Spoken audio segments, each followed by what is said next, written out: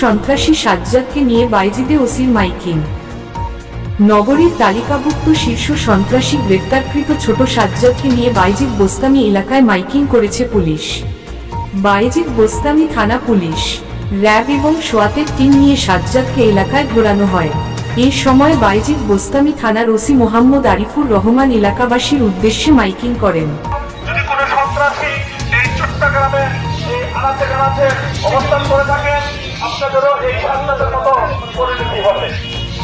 রাষ্ট্র কোনোদিন কোনো সন্ত্রাসের সাথে হার মানবে না।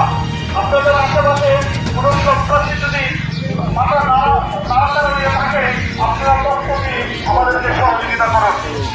এই আমাদের কোনো সন্ত্রাসের সাথে হার মানবে। হ্যান্ড মাইকে তিনি এলাকাবাসীকে উদ্দেশ্য করে এলাকায় সভ্য রনের সন্ত্রাস এবং চাঁদাবাজির বিরুদ্ধে জিরো টলারেন্স ঘোষণা করে বলেন,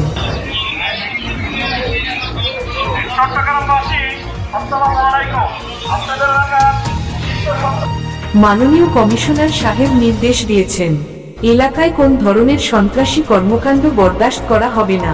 তিনি এলাকাবাসীকে উদ্দেশ্য করে বলেন, যেখানে কোন ধরনের চাঁদাবাজি দেখবেন, সন্ত্রাসী দেখবেন, তাদের ঘেরাও করে আমাদের তথ্য দিন, আমরা তাদের গ্রেপ্তার করে আইনের হাতে তুলে দেব। তিনি এলাকাবাসীকে সাজ্জাদের অবস্থা দেখিয়ে বলেন, আইনের হাত অনেক শক্তিশালী, কোন সন্ত্রাসীকেই টিকতে দেয়া হবে না।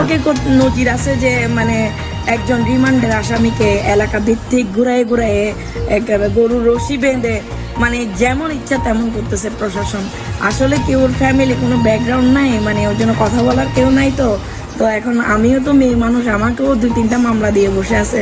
এখন আমি কি করব বলেন? আমি আপনাদের উপর ছেড়ে দিছি। আপনাদের কি মনে হয় এটা কি মানে মানবাধিকার লঙ্ঘন হচ্ছে না আমার হাজব্যান্ডকে, যে এভাবে গরুর রশি দিয়ে বেঁধে এলাকায় এলাকায় নিয়ে গিয়ে আমার হাজব্যান্ডকে অপমানি করা হচ্ছে কেন?